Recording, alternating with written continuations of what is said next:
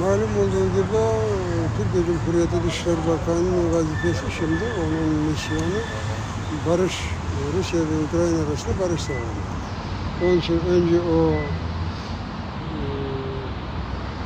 Rusların rehberi savaş suçlusu Putin'le görüştü.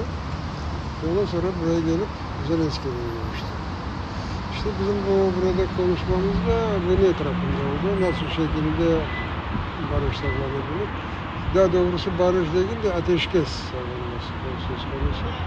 Ve elbette aynı zamanda Kırım'la ilgili nasıl görüşler ve Kırım Tatarların bizim toprağımızdaki vatandaşlarımızın durumu, Rusların elinde olan mahpusların, bizim mahpuslarımızın sebebi bırakılması bu konuda esas olarak gözetiliyor. Yok, o tabii ayrıntılarını söylemedi. O yalnız evet ben barış isteyeyim ama şartları var iken bu topraklar işte eski saçmalıkları. Onu, fakat filan açıktan açık ona söylemiyor.